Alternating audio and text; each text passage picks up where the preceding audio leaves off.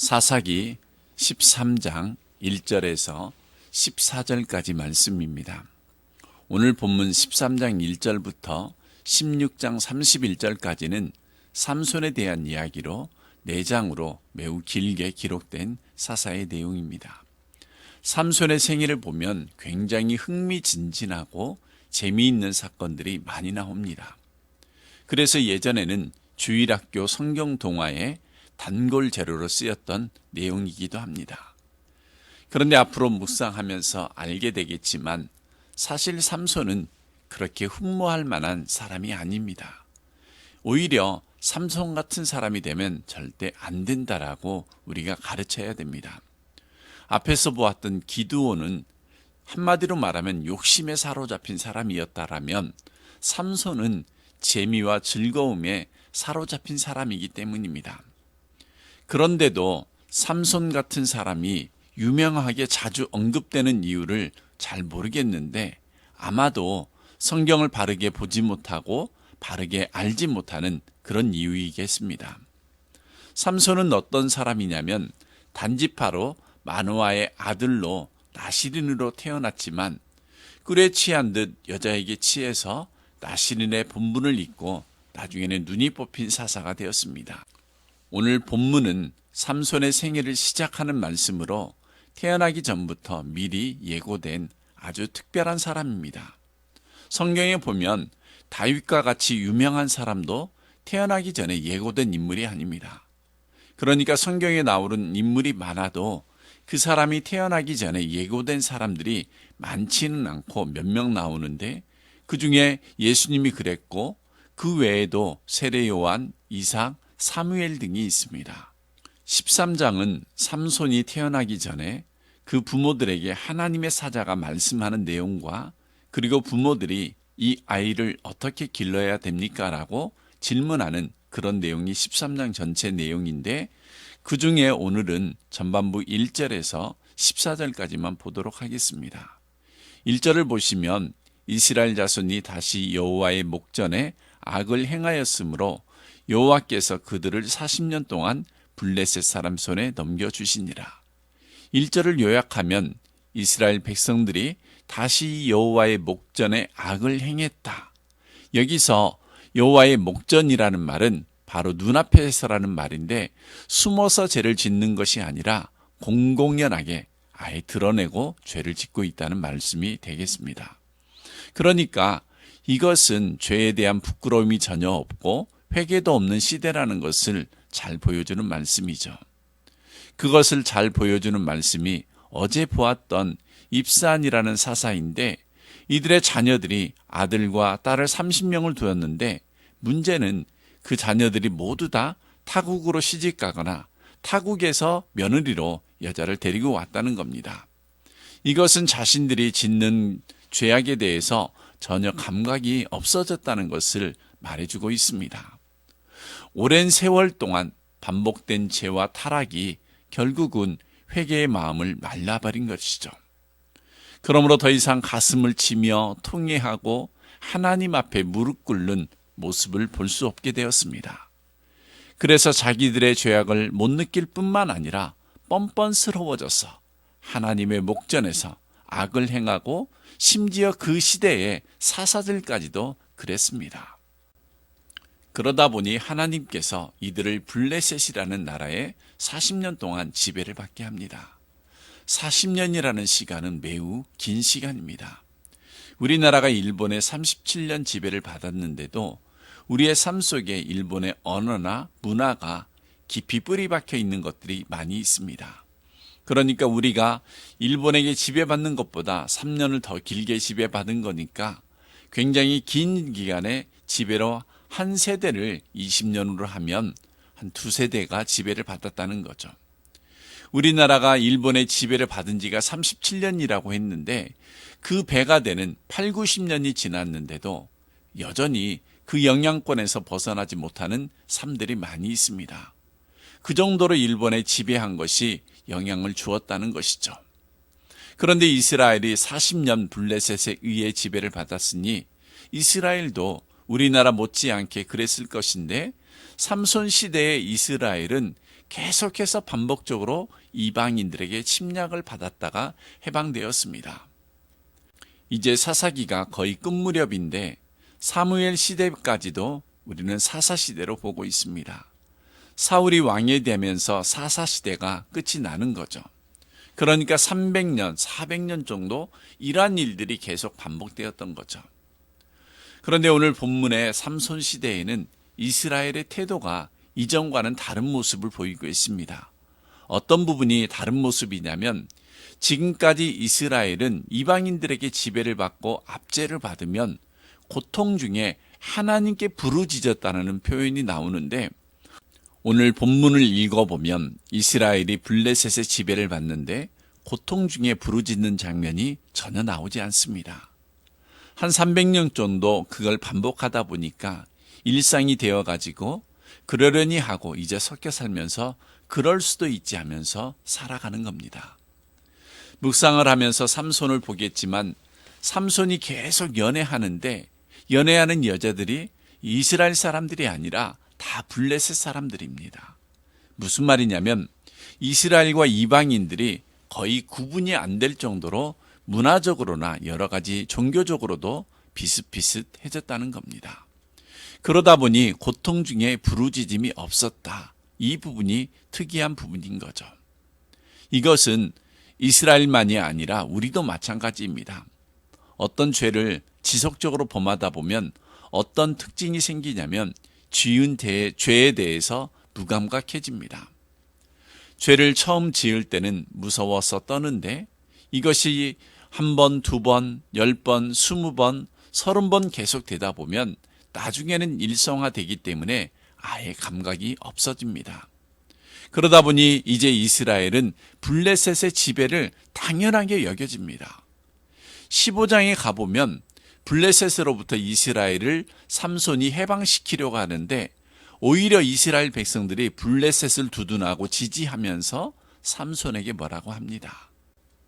이스라엘 사람들이 삼손에게 뭐라고 하는 것을 보면 죄라는 것이 굉장히 무서운 것이라는 것을 알 수가 있습니다. 왜냐하면 어느덧 내 체질이 되어버리면 오히려 죄를 벗어나는 것이 이상하게 되어집니다. 그렇습니다.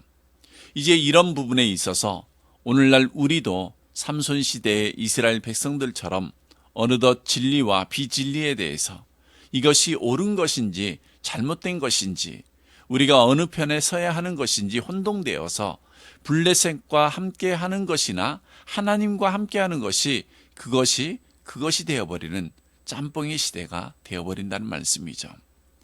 삼손이 태어나던 그 시대의 모습이 그랬다는 겁니다. 그런데 이것은 어쩌면 오늘날 많은 교회가 보여주는 이 시대의 모습일지 모릅니다. 이 시대에는요, 온갖 진리가 사라지고 짬뽕 신앙들이 여기저기서 생겨나기 때문에 무엇이 진짜인지 가짜인지 구분하기가 어려운 때입니다. 제가 보기에는 참된 것을 믿고 참 진리를 주장하는 사람들이 점점점 줄어들고 숫자가 적은 것 같습니다. 왜 그러냐면 바른 분별력이 없고 올바른 것을 가질 줄 아는 죄로 인해서 혼탁해져서 바른 것을 분별할 수 없는 그런 시대가 되었기 때문에 그렇습니다. 그래서 이러한 것에 우리는 조금도 타협하지 말아야 합니다. 그러니까 블레셋이 지배해도 고통을 못 느끼는 시대라는 것은 이것은 같아지고 있다는 말입니다. 같아진다는 것은 무감각해지기 때문에 고통을 느낄 수 없는 그런 시대입니다. 그래서 이제 이스라엘이 부르짖지도 않고 고통스러워하지도 않는 상황에서 3절에 보시면 여호와의 사자가 먼저 이스라엘에게 손을 내미시면서 이런 말씀을 하십니다.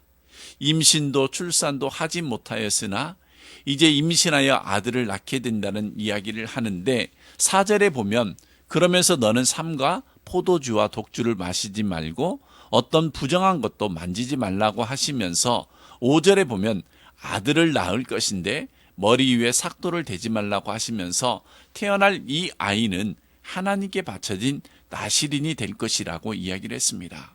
5절에 아들을 낳을 것인데 머리 위에 삭도를 대지 말라고 하시면서 태어날 이 아이는 하나님께 바쳐진 나실인이 되리라고 이야기했습니다. 삼손은 하나님께 바쳐진 나실인이 되었다고 합니다.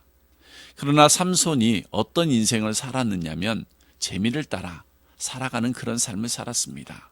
그러나 나실인이라는 것은 세상적인 재미를 따라 사는 사람이 아니라 하나님이 주신 목적을 따라 사는 인생이 되어야 됩니다. 다시 말씀드리면 하나님께서 삼손에게 주어진 사명, 목적이 있었다는 거죠. 그것이 5절 마지막 부분에 보면 이런 말씀이 있습니다. 그가 블레셋 사람의 손에서 이스라엘을 구원하기 시작하리라 하시니, 이 말은 삼손은 태어날 때부터 그 인생의 목적, 사명이 있다는 뜻입니다. 그런데 왜 구원하리라가 아니고 구원하기 시작하리라일까요? 왜냐하면 당시 블레셋은 호전적이고 무기가 발달해서 아무도 블레셋을 대항하려고 하지 않았습니다. 사사기 17장 이하를 보면 삼손이 속한 단지파는 이 블레셋이 무서워서 하나님이 주신 그 땅을 차지하는 것을 아예 포기하고 북쪽으로 쫓겨가 도망갔을 정도였습니다. 성경을 보면 블레셋을 꺾은 사람은 사무엘이고 블레셋을 완전히 정복한 사람은 다윗인데, 이 블레셋에 최초로 대항한 사람이 삼손이 될 것이다라는 그런 말씀이죠. 그래서 5절 말씀이 구원하리라가 아니고 구원을 시작하리라고 한 것입니다. 어쨌든 삼손은 태어날 때부터 이렇게 하나님이 주신 목적, 사명이 있는 인생으로 태어났습니다. 그리고 6절부터 25절은 이 삼손이 태어나기 전에 그 부모가 하나님의 사자와 대화하는 장면인데, 그 초점이 무엇이냐면 이 아이를 어떻게 길러야 합니까? 였습니다. 그래서 12절을 보면 마노아가 이르되 이제 당신의 말씀대로 되기를 원하나이다 하면서 이 아이를 어떻게 기르며 우리가 그에게 어떻게 행하리이까? 라고 말씀을 하는데, 이것이 나실인의 삶의 모습입니다. 그래서 이 나실인에 대해서는 4절, 5절, 7절, 14절에 여러 가지 것들을 강조하고 있습니다. 그러니까 나실인의 삶을 사는 사람이라는 것은 하나님이 주신 목적, 사명이 있는 인생을 사는 자라는 뜻입니다. 그렇다면 나실인으로 목적이 있는 삶을 사는 사람은 구별된 자로서 그들과 다른 삶을 살아가는 자로 신약의 성도들로 하나님께 헌신하는 사람들도 포함이 됩니다. 여기서 헌신이라는 말이 나왔으니까 이 헌신의 의미도 정확하게 우리가 정리할 필요가 있습니다. 일반적으로 많은 분들이 그렇습니다. 헌신을 하나님께 더 많이 시간을 드리고 하나님을 위해서 놀라운 일을 하고 다른 것들은 하지 않고 오직 하나님의 일만 하는 것이라고 생각을 하는데, 이것은 잘못된 생각입니다. 물론 그것이 헌신이기는 하지만 본문이나 성경에서 말하는 헌신은 이런 일이나 시간, 직업이 아니라 근본적으로 자기 몸을 구별하는 것을 이야기하고 있습니다.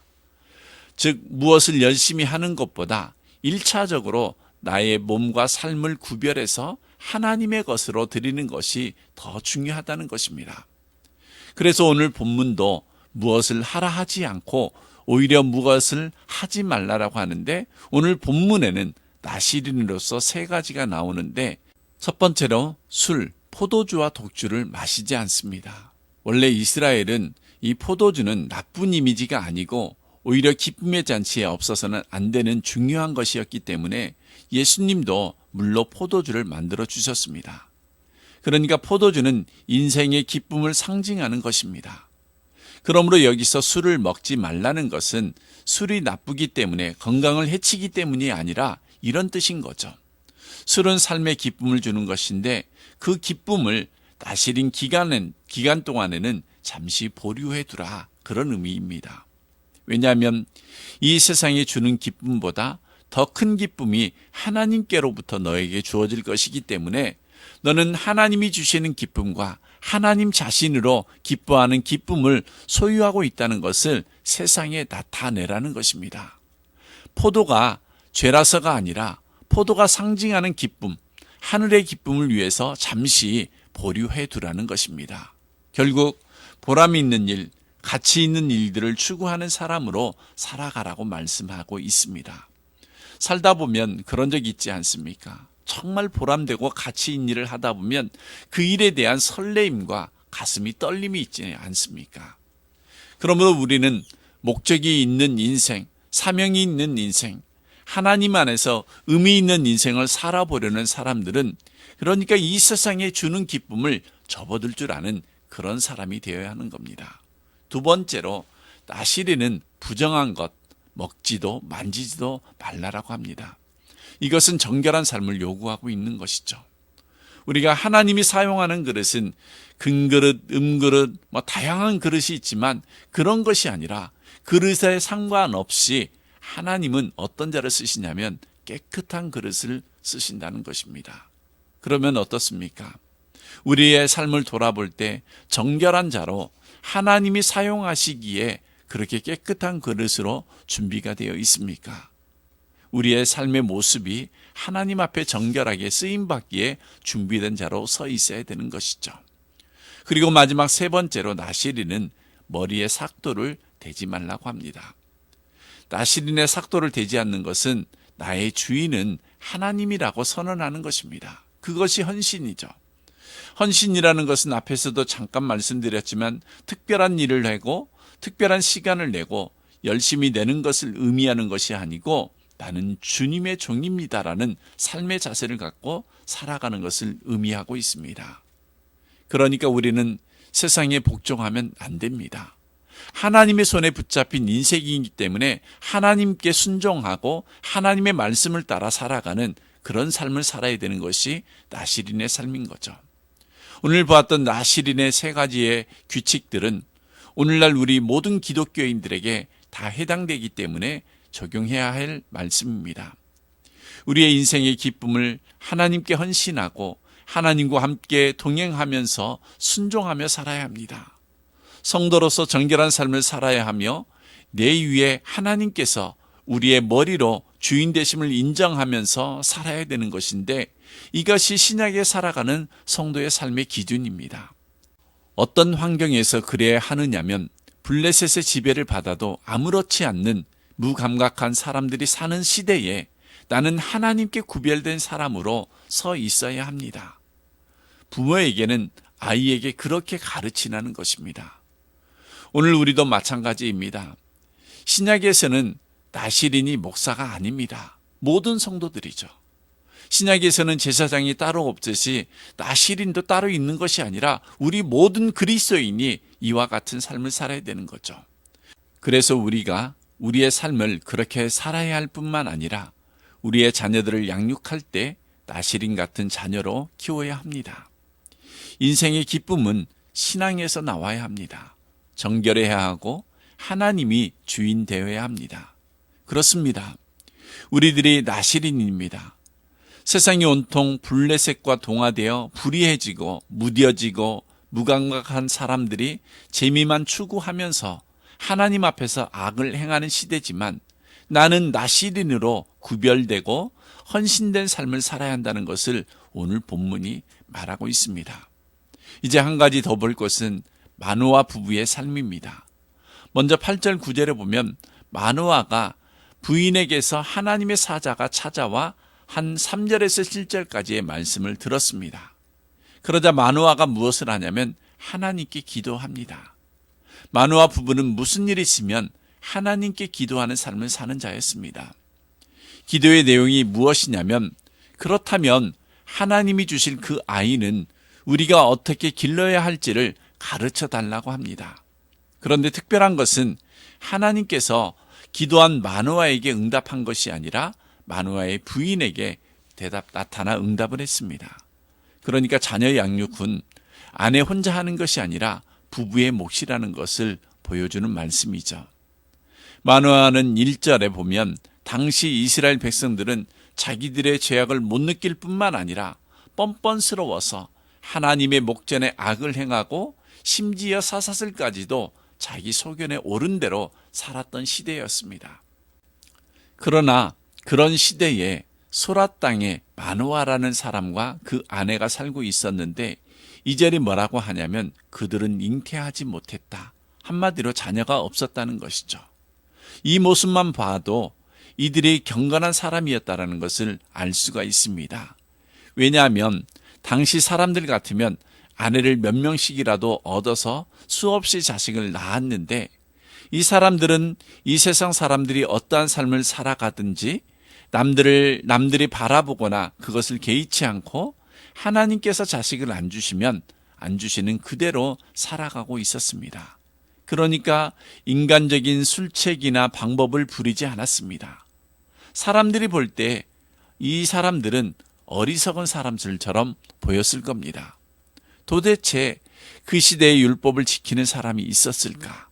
왜냐하면 사사들마저도 여호와 목전에서 악을 행하고 있는 그런 삶을 살아가는데, 이 마노아 부부는 그들과 다른 삶을 살았습니다.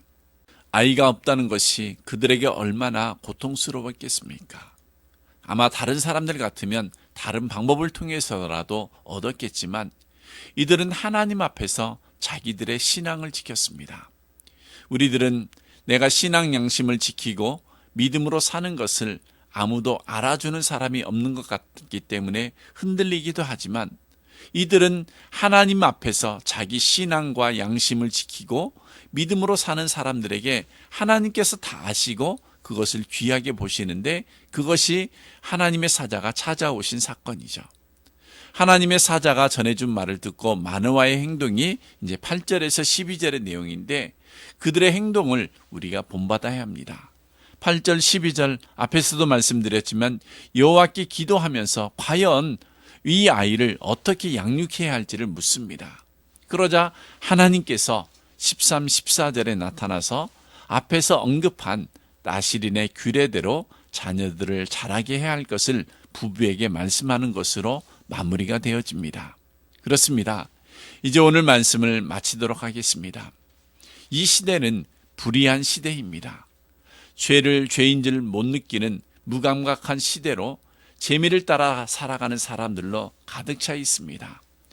이럴 때 하나님께서는 마노아처럼 믿음의 사람을 부르셔서 그 가정의 구원자로 주십니다. 이스라엘 백성들이 하나님 앞에서 죄를 범하여 부르지 않는데도 하나님께서는 먼저 찾아와 주신 겁니다. 그러면서 한 가지 뚜렷하게 말을 합니다. 나실인으로 목적이 있는 인생, 소망이 있는 인생, 사명이 있는 인생을 살고 헌신된 삶을 살아야 된다고 부탁하고 있습니다. 인생의 재미가 하나님께 있고 또 정결해야 하고, 하나님이 너의 주인인 것을 분명히 드러내면서 살아라. 그것이 이 땅의 빛과 소금의 역할을 감당하는 삶입니다. 그리고 우리가 자녀들을 키울 때도 그러한 정신으로 키워야 한다고 말씀하고 있습니다. 성공해라가 아니라 하나님 앞에 바르게 살아야 한다고 우리가 자녀들을 키우고 양육해야 합니다.